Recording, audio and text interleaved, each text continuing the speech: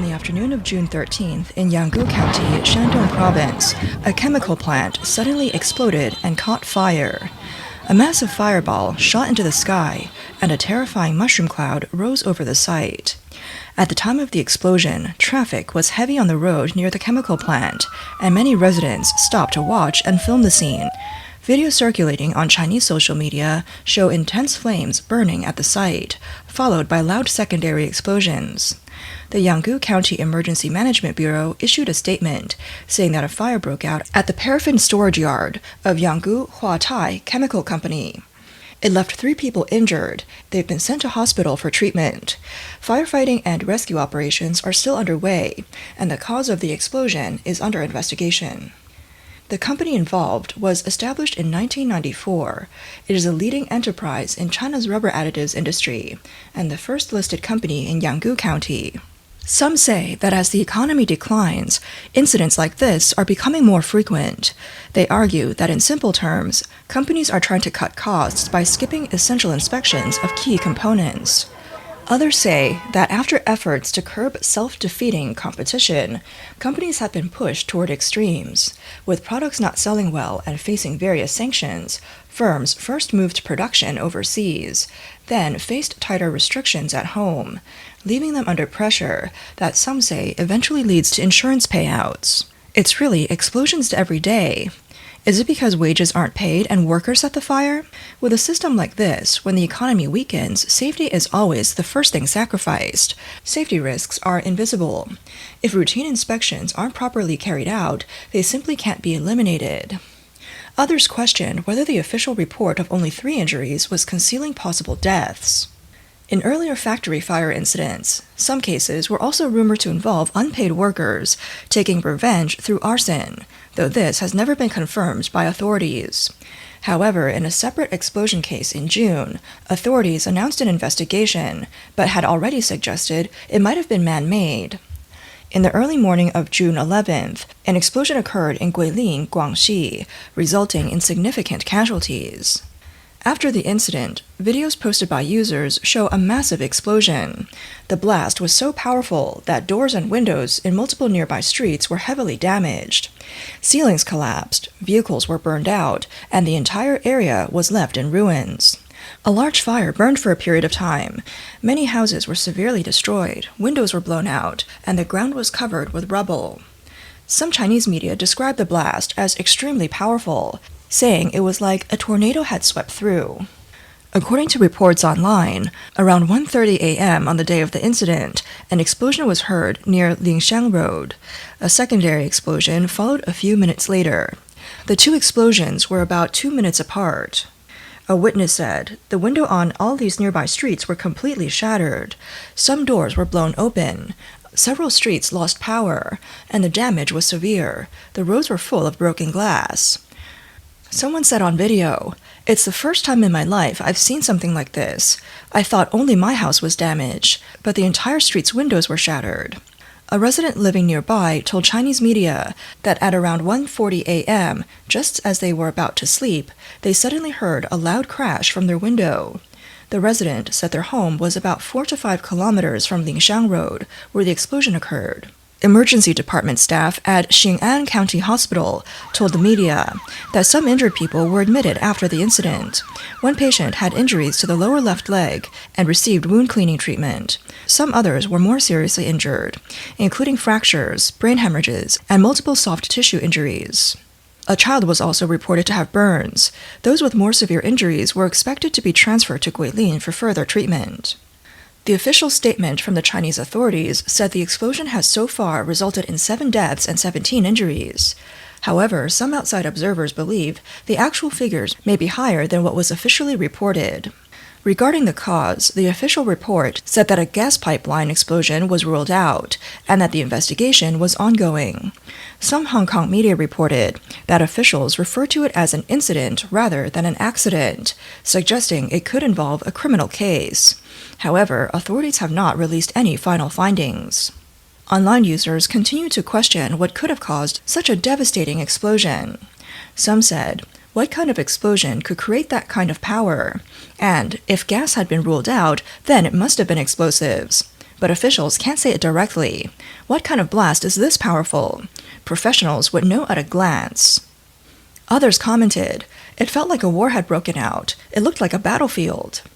One remark said, "That last line is important. They ruled out gas pipelines. When a safety incident report says that, it usually points to a criminal case." The analysis from an ex-user known as Finding says that based on a review of available scene information, this may not be an ordinary accident, but a deliberate retaliatory attack carried out with a highly structured method. It points to a chain explosion pattern. The two blasts were only a few minutes apart. External walls were heavily blackened, cars were burned out, and anti-theft window grills were blown away. The destruction was described as severe and highly targeted. The analysis suggests the method may involve knowledge of engineering demolition techniques or access to civilian explosive materials. It proposes the use of stored detonators and improvised explosives prepared in advance. It further describes a possible tactic of using the blast as bait, followed by a secondary triggering explosion. According to local insiders cited in the Post, the suspect is allegedly an elderly man retired from the military. He reportedly spent 80,000 yuan on so-called health tea that had no effect, and later retaliated against the seller by using explosives. The source claims that the man was born in 1953, the same year as CCP General Secretary Xi Jinping. It says he previously served in the military as a combat engineer and had knowledge of explosives. He allegedly used ammonium nitrate mixed with other materials to construct the device. After the tea purchase dispute was not resolved and no refund was given, he allegedly ran out of money and went to extremes. Local residents reportedly said authorities have not publicly disclosed this version of events. There are claims that senior officials and special police have been deployed to secure the scene, and that the area has been tightly controlled. The Post argues that the truth cannot be contained. So far this year, a series of fire and explosion incidents have been reported across China. On June 5th, an explosion occurred at a shop in Yanggu County, Liaoning Province. It killed at least 2 people and injured 13 others. A passing bus was severely damaged in the blast. The incident happened shortly after 6 a.m., affecting pedestrians, early morning shop workers, and passing traffic. Multiple videos posted online show the store engulfed in flames, with fire spreading to the second floor. The blast wave shattered storefront signs, ceilings, and vehicle windows along the streets. Glass and debris was left scattered everywhere. A dashcam video captured the moment of the explosion. A bus happened to be passing by when a loud blast occurred, followed by thick smoke and dust rising into the air. A man and a child can be seen narrowly escaping the blast site. Footage shows the bus was heavily damaged, with nearly all the windows on the side facing the shop shattered.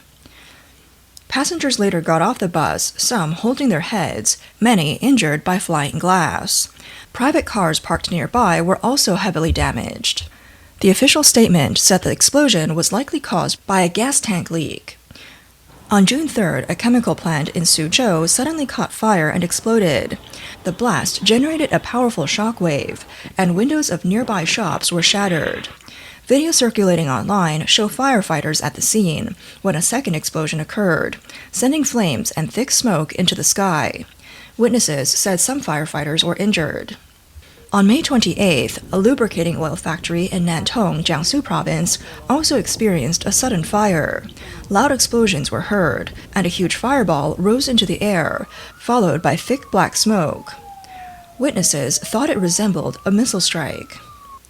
Multiple users posted videos showing that around 1 p.m. that day, a lubricating oil plant in Nantong City suddenly caught fire.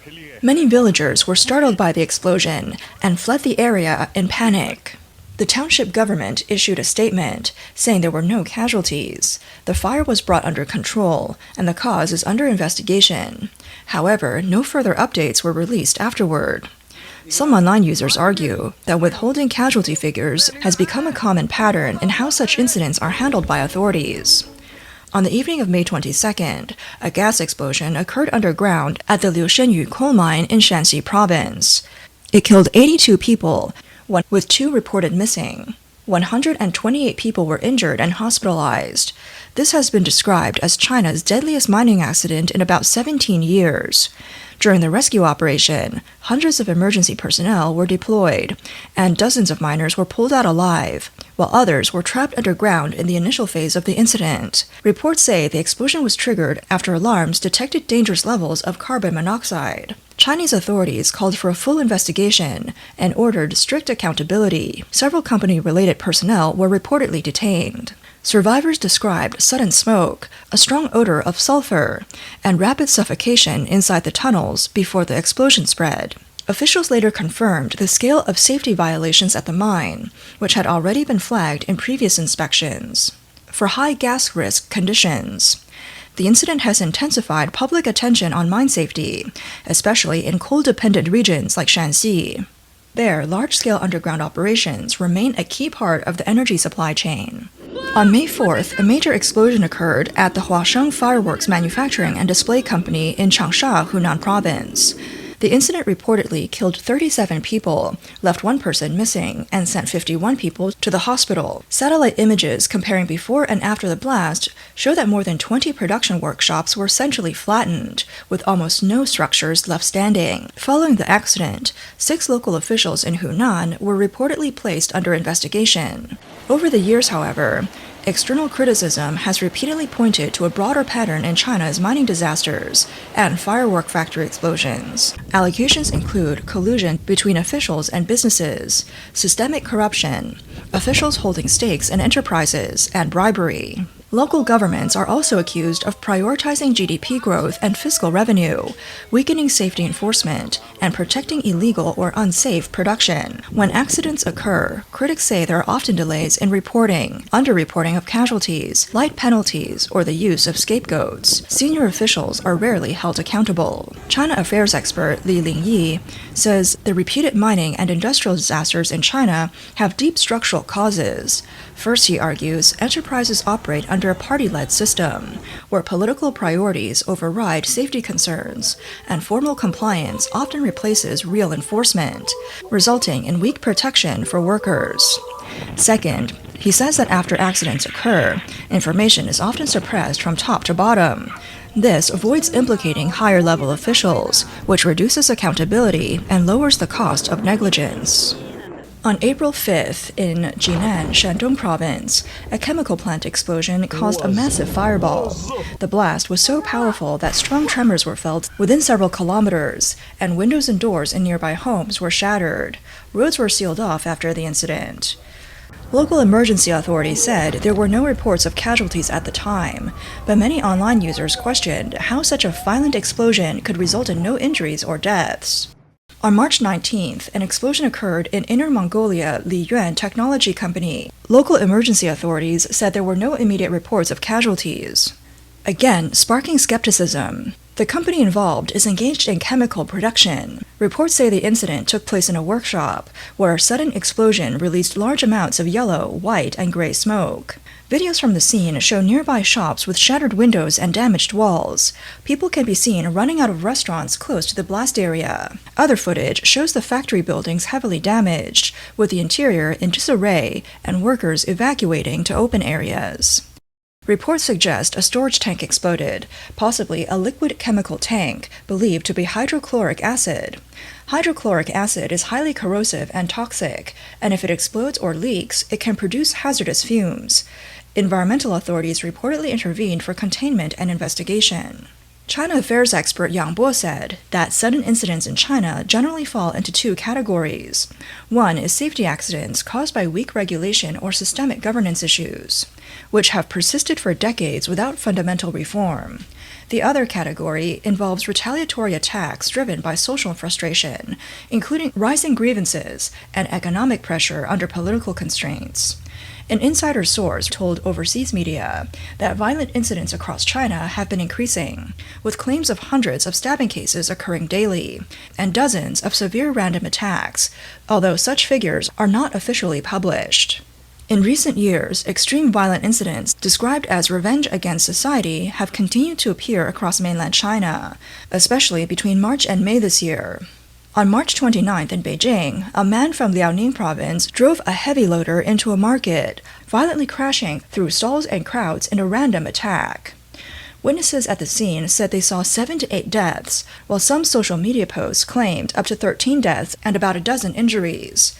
However, authorities reportedly blocked information from spreading, and some users who posted about the incident were summoned by police. Regarding the recent street explosion in Guin, it remains unclear whether the full facts will eventually be released.